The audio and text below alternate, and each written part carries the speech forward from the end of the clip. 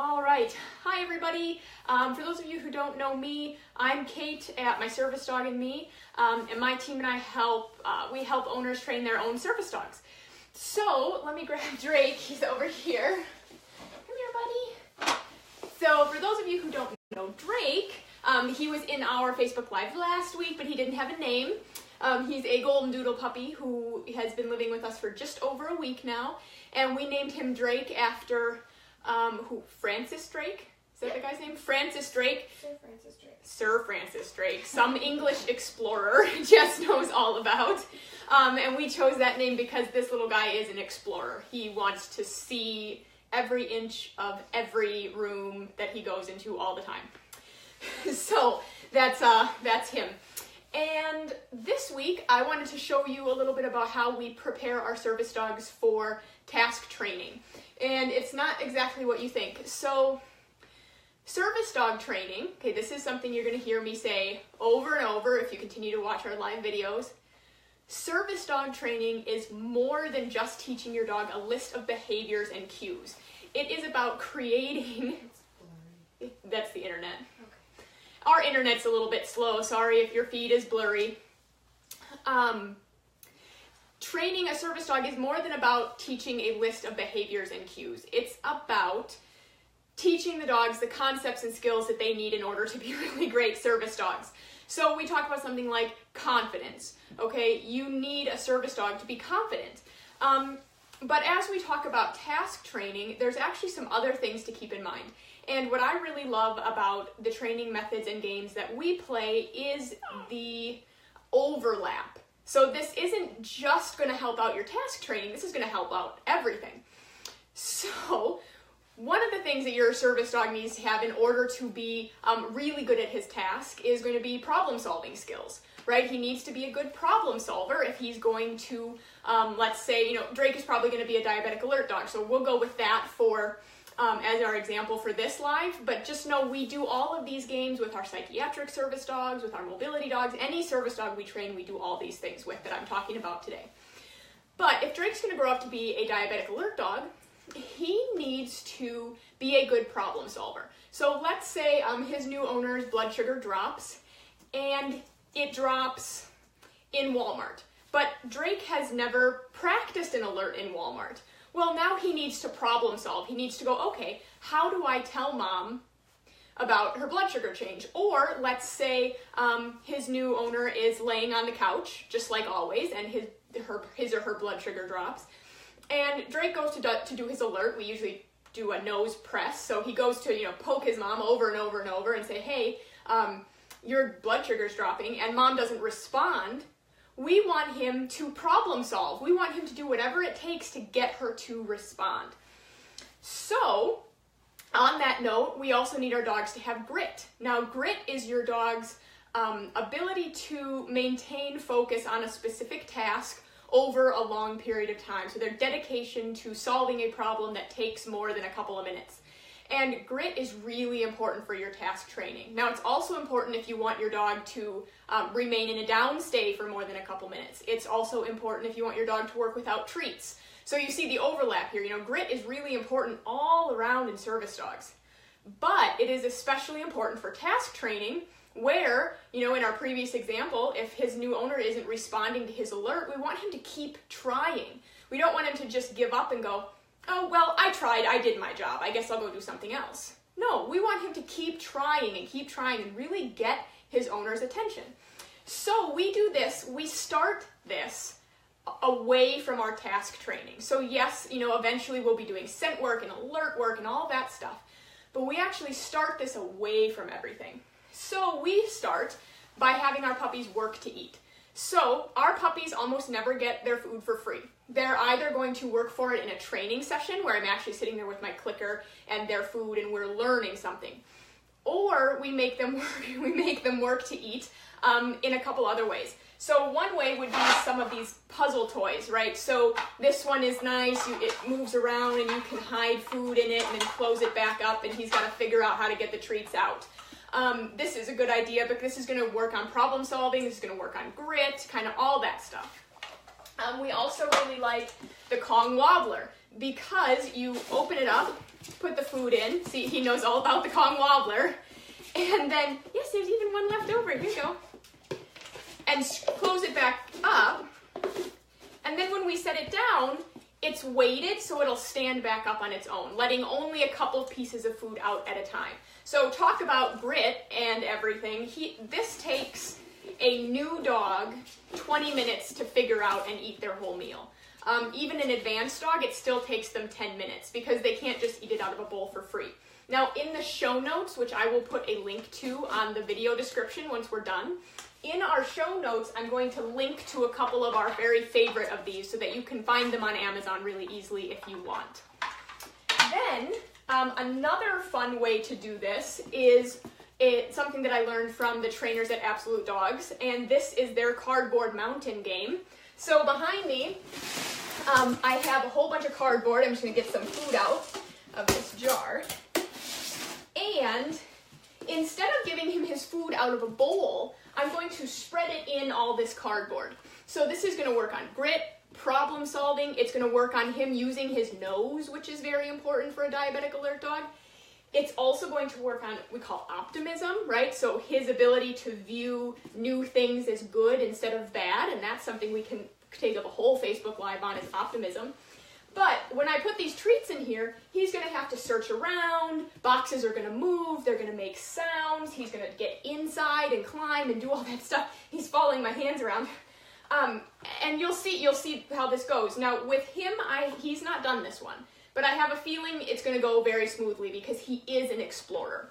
I did this morning with my own personal dog who we rescued just recently, and she is very nervous about this game, so she needed a lot of help. I don't know that Drake's going to need a lot of help, but we'll give it a shot. So we're just going to start to put the treats in here, or just dog food. Okay, and so you see he's already inside. He's inside this box, completely inside this box, crawling around, eating his dog food. So he's problem solving. He is using his nose, so now he's got to use his nose to find the rest of them. Going inside that small of a space, that required quite a bit of optimism. He had to assume that that box wasn't going to fall on him, that it wasn't going to trap him in there, all of that stuff. So like I said, he's never done this before, so I'm just going to point out a couple so he kind of gets the idea he's got to hunt. There we go. Now he's using his nose. So this box he's got to climb in. This is one of our go-to games for work to eat. There are a whole bunch of different work to eat things that you can find if you Google it online, like canine enrichment, that kind of thing will pop up, lots and lots of options. So if your dog isn't working for his food during a training session, then we really recommend doing something like this. So you can leave a little cardboard mountain, set up in an extra bedroom or in a corner. You can have a variety of these so that you kind of get a different one out, every day. It doesn't really matter. So here now he's going to shove through, and he's really, he's making it happen. He's determined to find this food, and he's going to do whatever it takes to find it. And to do that requires quite a bit of optimism and problem solving and grit and following his nose, learning how his nose works, everything like that. Does anybody have any questions before we head out? So these boxes, now that he's climbing on top, they're moving. That's an even bigger level to all this. This box is collapsing underneath him. That one fell off. So he's a very nice puppy naturally. He's not nervous. He's very optimistic. He's very gritty. He's a good problem solver. So naturally, whoops. So there something scary happened, and we want to see how he responds. So this puppy, Drake, he's taking to these games very quickly and very easily. Some puppies need a little bit more help, and that's fine, because what this does, so Drake has a lot of these things naturally. He's naturally gritty, he's a natural problem solver. Some dogs are not, but games like this can create that in them. So you can actually create problem solving in your dog by doing something like this. Were there questions, Jess, or no? Not yet? Yeah.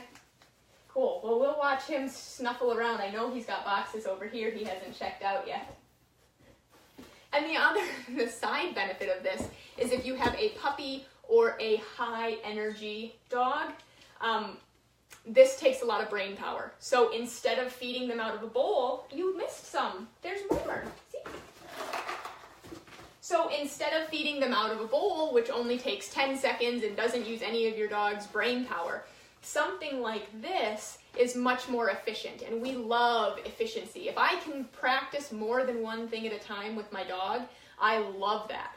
So Drake has got to have lunch, right? So he's a young puppy, it's noonish, he needs lunch. And we can either feed it to him out of a bowl, which is just boring. We can use it in a training session, which is great. Or we can do something like this, where we're at least working on optimism and grit and problem solving, so that he's not just eating for free. And remember the overlap again. So here, you know, the point of this, the reason that in my mind I set this up for him today was to help him when we start to teach him his tasks. But the other thing that it's doing is helping with our public access training, because he just had all this great experience on new surfaces, around things that move, around things that make noise, and all of that. So there's a lot of overlap. It's very efficient that way. If we can hit more than one thing at a time, that's a good use of time. So I'm going to hang out for just a minute. Any other questions or any questions? No, but Gala says that this is very cool. She says, thank you so much for doing this. They're getting a puppy at the end of next week at 12 weeks old, and this is giving them some great ideas. Good, I'm glad. And we start this, so the questions we got the most commonly on last week's Facebook Live was if you can do this with older dogs, or if this was really just meant for puppies. And the answer to that is absolutely. So if you have a puppy, do this right from the very beginning. But if you have an older dog, this is still great for that. So even if we had just purchased Drake at like 12 months old, and we were, you know, going to train him from that point, we would still play all these games. So this is not just for puppies. We just happen to have a puppy, and so we thought we would showcase it with the puppy. But it's good for adults too. Megan wants to know how we can help build confidence for her prospect. She's 12 weeks old, just wasn't given a good foundation. 12 weeks old, so you need confidence. Okay, so games like this are actually really, really great for confidence building. And if your puppy is nervous, you want to start slowly. So if Drake was a nervous puppy, my cardboard mountain would really be more like this. Okay, we would take all these boxes out, and we would just do these 3 boxes, so that there isn't really a whole lot of noise, there isn't as much movement, so that things aren't quite as scary. If he was a nervous puppy, or if he'd had a slow start or something like that.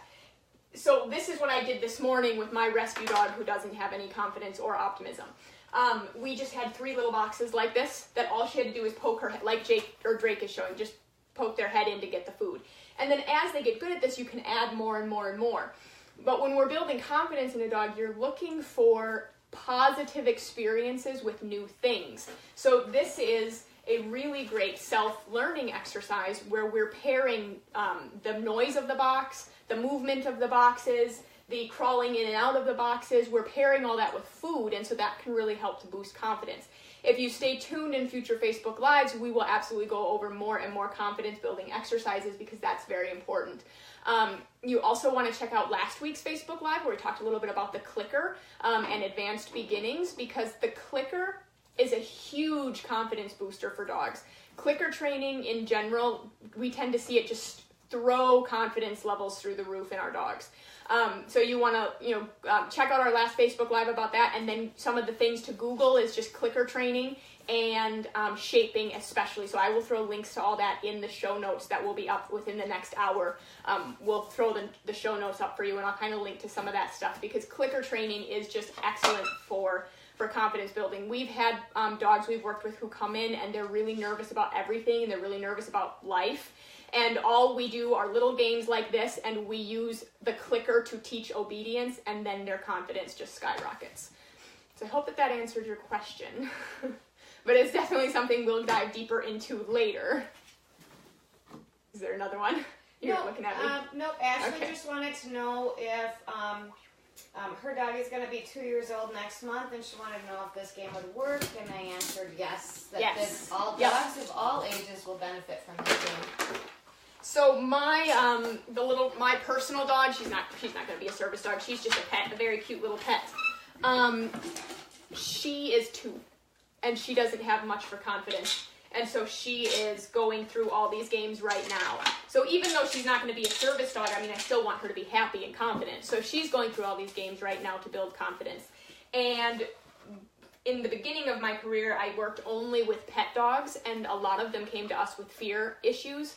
And games like this work great for building confidence regardless of the dog's age. So we've worked with a lot of dogs who came to us at kind of 3 or 4 years old, and they were just terrified of everything. And games like this and clicker training brought their confidence level right up to normal. So any age, you can do this with any age to dog. It doesn't matter. It doesn't matter. So I put some food in here. We'll see if he can... He's not seen this star game either. Maybe I'll move it, make sure everyone can see. I don't know if he'll... I don't know what he'll do with that, but... Oh, he's going to check out the cardboard, maybe. Oh, oops. So there he's giving up a little bit. So another thing that this works on is their tolerance to frustration. So when he gets frustrated, I want him to keep trying. I don't want him to throw a fit, and I don't want him to give up. And so he needs to play with the star toy a little bit more, I think, to practice those things. It's a tough one. It is a tough one, so I'm going to open it. Since he's really new to this, I'm just going to open it kind of halfway. There, look. Oh, you go look down. Good. So I opened it kind of halfway to see if that will spark some, and we'll see. Puppies are so fun. Any other questions? Cool. So we will link to all the resources I mentioned. We will link to those in the show notes. We will also link to a couple of our favorites of these, which you can buy anywhere, but especially on Amazon. And the links that I will put in the show notes are actually our affiliate links, which means we make a small commission. And we take that money and we put it into a scholarship fund for people who are buying fully trained dogs from us. So you certainly don't have to buy through our links, but if you do, I like people to know that it's an affiliate link. We make a little bit of money and we use it for scholarships. And then also, if you have more questions about any of this stuff, please check out our Facebook group, which we will link to that. And we also have our new service dog training roadmap, which is a little overview or a comprehensive overview of everything you should be teaching your dog and in what order. So we will make sure that all of those links are in the show notes for you. And let us know in the group or on this feed if you have any questions. All right. No more, nothing for a sign off? Cool. All right. Well, have a good day, everybody. And we will see you next week is next week at noon, or is that the one week that we can't do noon? Do you know? Let me quick check calendar. There was 1 week. No, next week we can do noon. We're noon next week. It's the week after we won't be noon. But we will see you guys next week at noon if you want to see another one of these with Drake. I haven't decided yet if we're going to talk about shaping or if we're going to talk about socialization and public access training. But you'll get one of those next week. So, bye guys!